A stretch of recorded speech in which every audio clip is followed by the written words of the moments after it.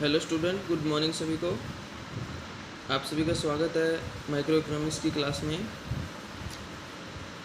Economics में हमारा जो चैप्टर चल रहा है वो है परफेक्ट कंपटीशन मार्केट, और उसमें हम कर रहे हैं प्रॉफिट मैक्सिमाइजेशन, यानी कि लाभ को अधिकतम करना और उत्पादक का संतुलन, कि किस समय वो क्या है संतुलन में होता है।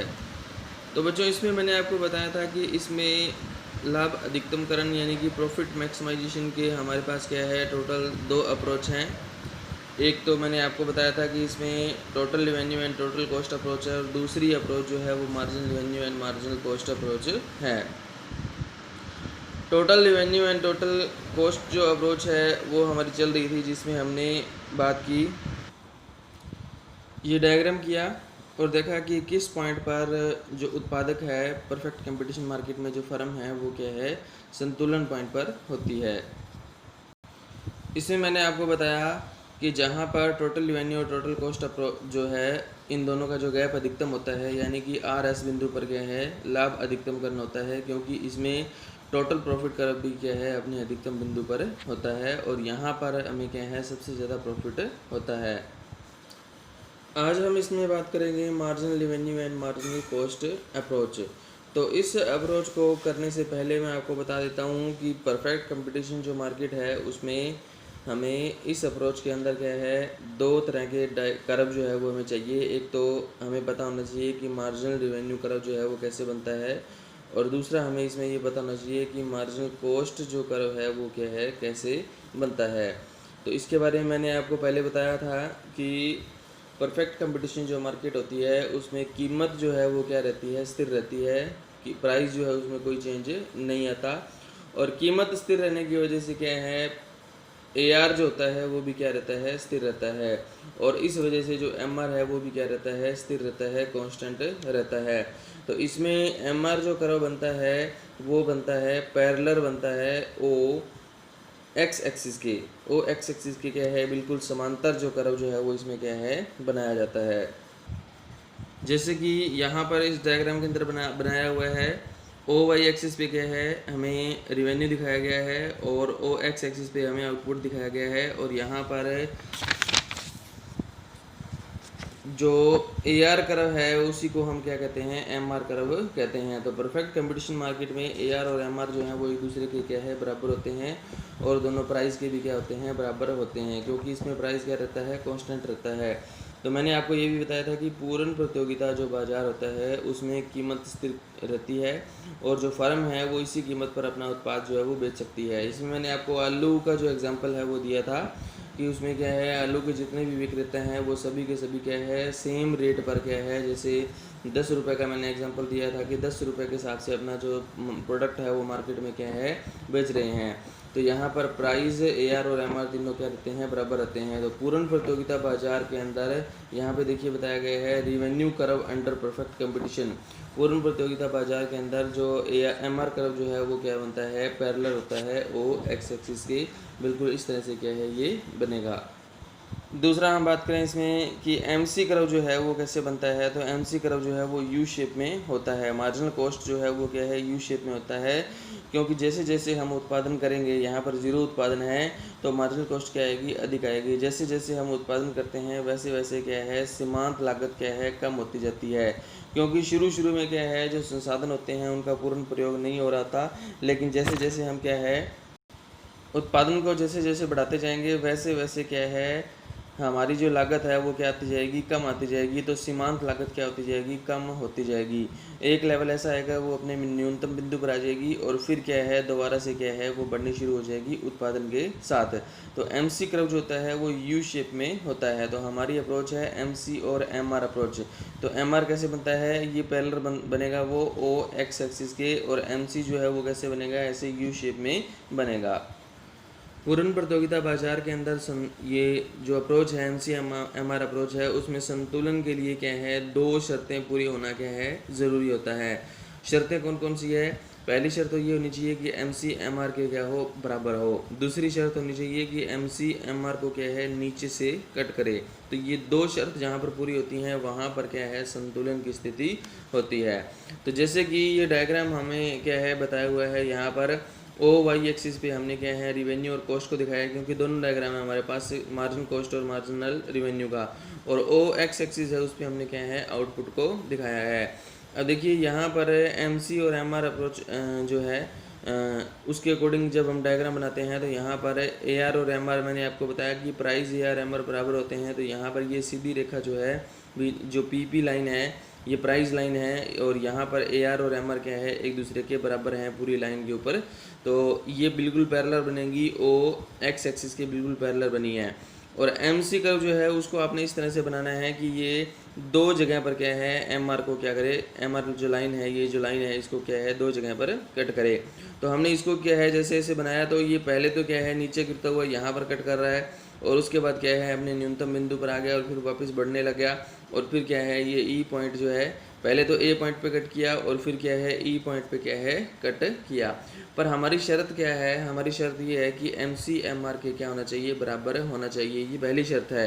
तो देखिए MC/MR के बराबर कहाँ कहाँ हैं, जहाँ पर वो कट कर रहा है वहाँ पर वो एक दूसरे के क्या है, बराबर हैं। A बिंदु पर जो MC/MR को क्या है, ऊपर से कट कर रहा है, तो यहाँ पर MC और MR जो है वो दोनों एक दूसरे के क्या है, बराबर हैं।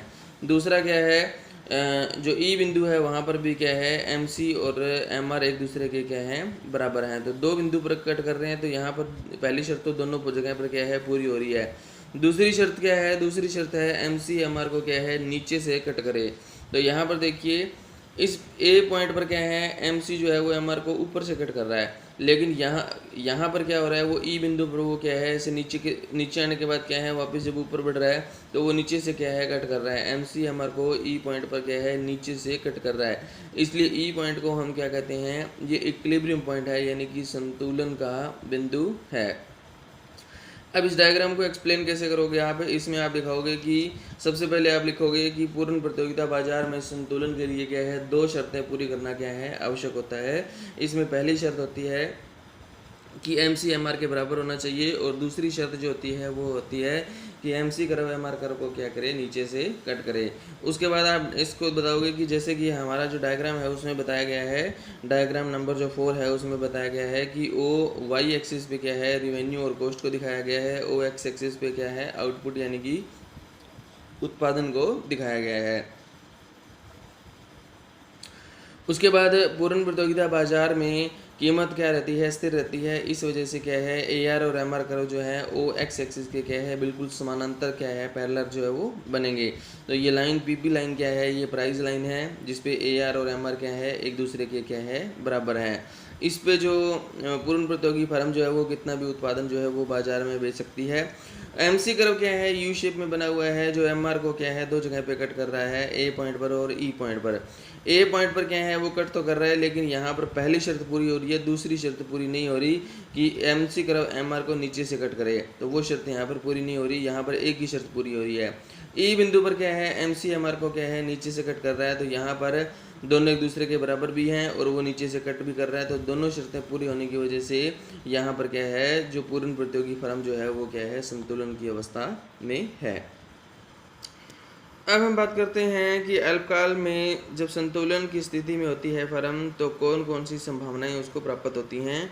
जो टोटल रेवेन्यू और टोटल कॉस्ट अप्रोच थी उसमें तो हमने बात की लाभ अधिकतमकरण के बारे में। यहाँ पर प्रॉफिट जो है वो कैसा रहेगा, क्योंकि अभी तक हमने सिर्फ संतुलन के बारे में बात की है। अभी जो हमने डायग्राम किया MC/MR अप्रोच का, वो सिर्फ संतुलन का डायग्राम है, यानी कि जहाँ पर MC/MR के बराबर होगा और MC/MR को नीचे से कट करेगी, वहाँ पर जो फर्म है वो परफेक्ट कंपटीशन मार्केट में संतुलन की अवस्था में होगी।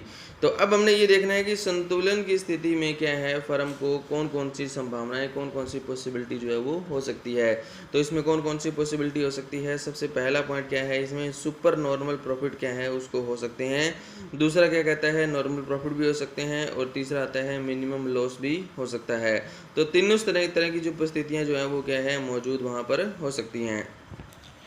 यहाँ पर एक डायग्राम है हमारे पास जिसमें ओ वाई एक्सिस पे हमने आउटपुट कॉस्ट और रेवेन्यू को दिखाया है और ओ एक्स एक्सिस पे हमने आउटपुट को दिखाया है। तो अभी हमने बात की थी कि 3 तरह की पोजीशन जो है वो हो सकती हैं।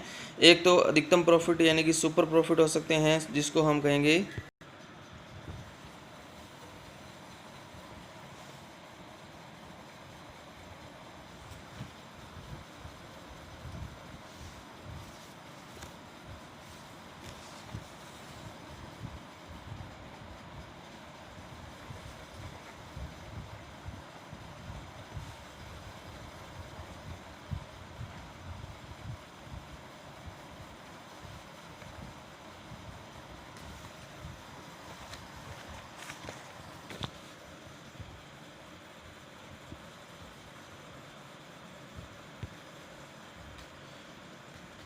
परफेक्ट कंपटीशन मार्केट में जब पहली पोजीशन होती है हमारी सुपर नॉर्मल प्रॉफिट। तो सुपर नॉर्मल प्रॉफिट जब होता है कब होगा, जब हमारा एवरेज रिवेन्यू ज़्यादा होगा एवरेज कॉस्ट से। नॉर्मल प्रॉफिट कब होगा, जब एवरेज रिवेन्यू बराबर होगा एवरेज कॉस्ट के। और मिनिमम लॉस जो है ये दूसरी कंडीशन है और ये क्या है, तीसरी है।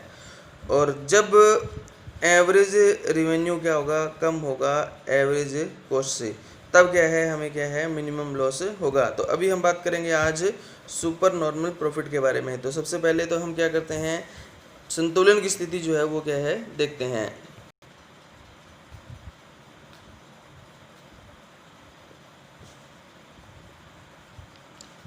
ये ई पॉइंट क्या है, संतुलन का पॉइंट है, जहाँ पर एम सी जो है वो एम आर को क्या कर रही है, नीचे से कट कर रही है और दोनों एक दूसरे के क्या है, बराबर हैं। तो हम संतुलन जो उत्पादन है वो हम यहाँ पर दिखाएंगे ओ एम क्या है, संतुलन उत्पादन है। इधर आपको बनाने की ऐसे बनाने की ज़रूरत नहीं है, सिर्फ आप यहाँ से ऐसे इसको क्या है ऊपर की तरफ बढ़ता हुआ बना सकते हो, क्योंकि ये नीचे से कट करना ज़रूरी है। तो ये बनाना है आपने इसमें। तो यहाँ से हमें पता चला कि एम सी जो है वो एम आर के क्या है, बराबर है। तो ई बिंदु क्या होगा, संतुलन का बिंदु होगा। अब सुपर नॉर्मल प्रॉफिट के अंदर क्या होता है, ए आर जो है वो ज़्यादा होता है ए सी के। तो ए आर लाइन कौन सी है, ये सारी ए आर लाइन है, ठीक है। तो ये सारी ए आर लाइन है, तो ए सी जो है वो कैसे कहाँ होगा, इससे नीचे होगा। एक चीज़ मैंने आपको और बताई थी, जब हमने क्या है कॉस्ट वाला चैप्टर किया था, तो मैंने आपको बताया था कि मार्जिनल कॉस्ट जो है वो एवरेज कॉस्ट को क्या करता है, उसके न्यूनतम बिंदु पर क्या करता है, कट करता है। तो इस पॉइंट को करने से पहले मैं एक बार आपको बता देता हूँ कि क्या हमने कॉस्ट वाले चैप्टर में हमने क्या किया था। तो कॉस्ट वाले चैप्टर में क्या था कि जैसे ये हमारा ओ वाई एक्सिस है और ये क्या है, ओ एक्स एक्सिस है।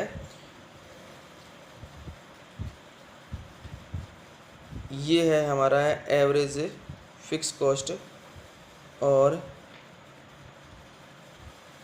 ये है हमारा एवरेज कॉस्ट। तो मैंने आपको ये बताया था कि मार्जिनल कॉस्ट जो है वो एवरेज कॉस्ट को क्या करता है, उसके न्यूनतम बिंदु पर कट करता है।